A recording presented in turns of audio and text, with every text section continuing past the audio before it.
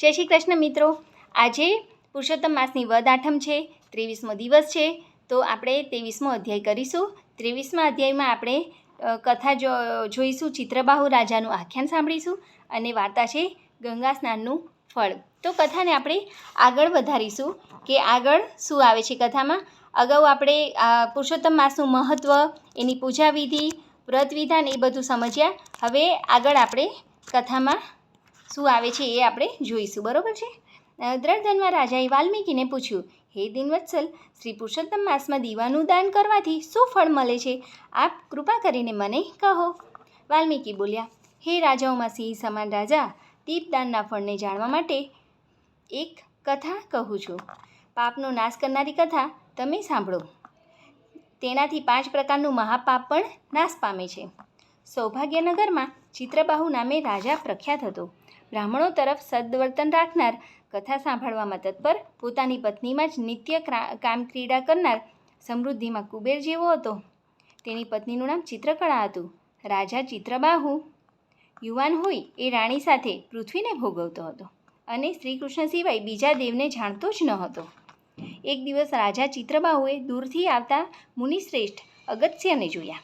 વિધિ પ્રમાણે પૂજા કરી બેસવા આસન આપ્યું અને પછી વિનય નમ્રથી થઈ તેણે એ ઉત્તમ મુનિને આ પ્રમાણે કહ્યું, આજે મારો જન્મ સફળ થયો છે। રથો સહિત મારું રાજ્ય હું આપને અર્પણ કરું છું। આપ એનો સ્વીકાર કરો। મારી ઈચ્છા વનમાં જઈ પ્રભુ સ્મરણ કરી જન્મારો સુધારવાની છે, તો આપ મારા પર કૃપા કરો। અગસ્ત્ય મુનિ બોલ્યા, હે ચિત્રબાહુ, તું ધન્યવાદને પાત્ર છે। તારી પ્રજા ભાગ્યશાળી છે, જેઓનું તું વૈષ્ણવ રાજા રક્ષણ કરે છે। હે રાજન, હું તને આજ્ઞા આપું છું, તેથી આ રાજ્ય તારે જ કરવું જોઈએ। મેં રાજ્ય પર તારી પ્રતીક્ષા કરી, બસ હવે હું જાઉં છું। તારું કલ્યાણ થાઓ। ઋષિએ તેની પત્ની ચંદ્રકળાને પણ આશીર્વાદ આપ્યા। તારું સૌભાગ્ય સદા અખંડ રહો।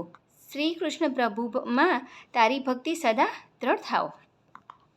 ત્યારે ચિત્રબાહુ બોલ્યો, હે મહર્ષિ, આપ ત્રિકાળ જ્ઞાની છો, તો મને જણાવો કે આ વૈભવ, ધન સંપત્તિ, પતિવ્રતા નારી કયા પુણ્ય બળે પ્રાપ્ત થયા? અગસ્ત્ય મુનિ બોલ્યા, હે રાજન, તારું પુનર્જન્મનું બધું ચરિત્ર મેં જોઈ લીધું છે। તું પૂર્વજન્મમાં મણિગ્રીવ નામે શૂદ્ર જાતિમાં જન્મેલ। તારી પત્ની જે અત્યારે છે તે સુંદરી મન વચન કર્મથી પતિ સેવામાં તત્પર, ધર્મિષ્ઠ અને ઉત્તમ મનવાળી હતી। તું તો પાપ કર્મો કર્યા જ કરતો હતો, તેથી તારા સગા સંબંધીઓએ તને છોડી દીધો હતો અને તારા પર ક્રોધે ભરેલા રાજાએ તારું સર્વધન લઈ લીધું, જેથી નિર્જન જંગલમાં જઈ ત્યાં અનેક જીવોને મારી નાખી તું પોતાનું પોષણ કરતો અને હે રાજા, પોતાની રાણી સાથે એમ આજીવિકા ચલાવતો હતો। એક વખત એ નિર્જન વગડામાં ઉગ્રદેવ નામના પ્રસિદ્ધ મુનિ સૂર્યના તાપથી અકળાઈને તરસથી પીડાતા બેભાન થઈ ઢળી પડ્યા। તે એમને જોયા એટલે તું એમને ઉપાડીને તારા આવાસે લઈ આવ્યો। તમે બંને પતિ પત્નીએ રાતભર જાગી તે મુનિની સેવા કરી। બ્રાહ્મણ ઉગ્રદેવ જ્યારે ભાનમાં આવ્યા ત્યારે પત્ની સહિત મણિગ્રીવે એ શ્રેષ્ઠ મુનિને નમન કર્યું અને તેમનો અતિથિ સત્કાર કરતાં વિનયપૂર્વક કહ્યું, હે બ્રાહ્મણ, આપના દર્શનથી જ મારા પાપ નાશ પામ્યા છે। મારા પર કૃપા કરો। આ ફળનો આપ સ્વીકાર કરો અને અમને પતિ પત્નીને આપ કૃતાર્થ કરો। ઉગ્રદેવ બોલ્યા, હું તને ઓળખતો નથી। હું મણિગ્રીવ નામે શૂદ્ર છું। કુટુંબીઓએ મારો ત્યાગ કર્યો છે। એમ કહી તેણે એ મુનિગ્રીવને વિનવીને પોતાના કર્મોના ઉગ્ર પરિણામ રૂપ પોતાનું વૃત્તાંત કહેવા માંડ્યું। શ્રી બૃહન્નાદીય પુરાણના પુરુષોત્તમ મહાત્મ્યનો ચિત્રબાહુ રાજાનું આખ્યાન નામનો 23મો અધ્યાય સંપૂર્ણ। હવે પતિત પાવન પુરુષોત્તમ માસની કથાનું રસપાન કરીએ। તો આજની વાર્તા છે ગંગા સ્નાનનું ફળ।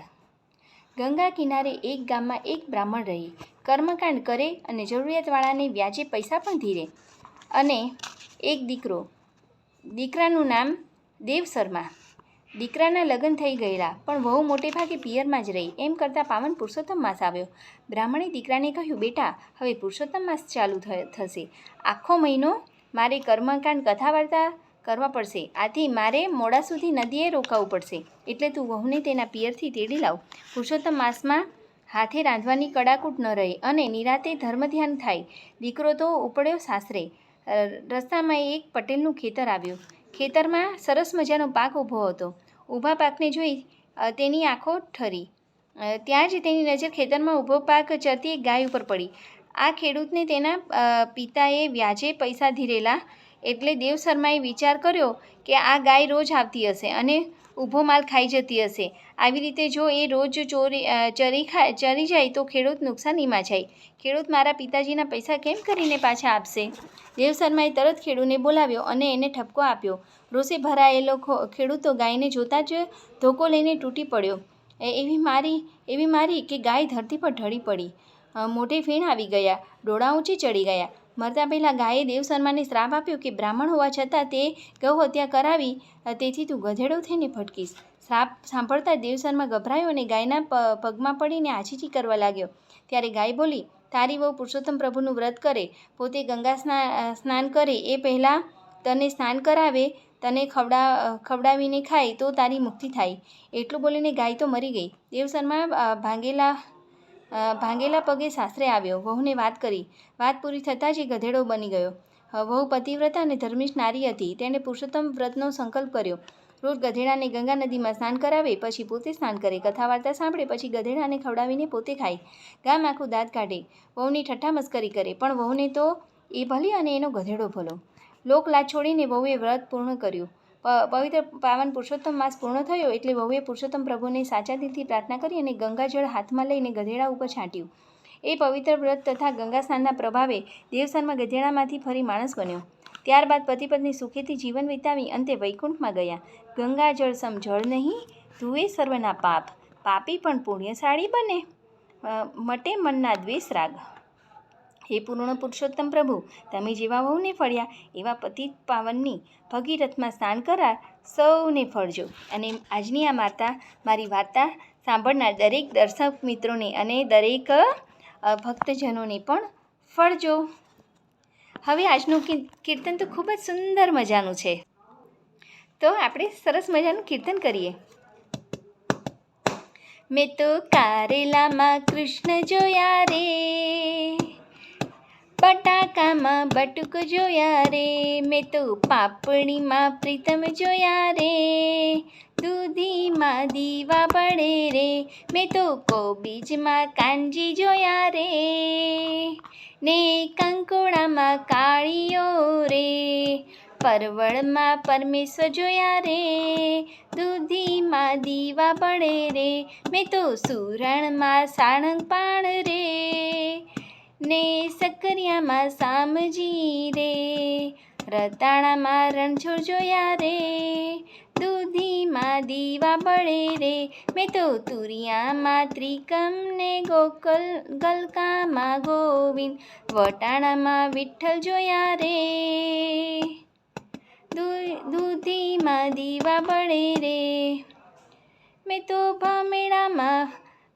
ભીંડામાં ભમતા ને ગવારમાં ઘૂમતા, રમૈયામાં રમતા જોયા રે, દૂધીમાં દીવા બળે રે, મેં તો મરચામાં મોહન ને લીમડામાં લાલજી, આદુમાં બેલા જોયા રે, દૂધીમાં દીવા બળે રે, મેં તો ધાણીમાં ધરણીધર ને મોગરીમાં મોરારી, પાજીમાં ભૂધર જોયા રે, દૂધીમાં દીવા બળે રે, મેં તો કારેલામાં કૃષ્ણ જોયા રે, બટાકામાં બટુક જોયા રે. બોલો શ્રી કૃષ્ણ કનૈયા લાલ કી જય, પુરુષોત્તમ ભગવાન કી જય.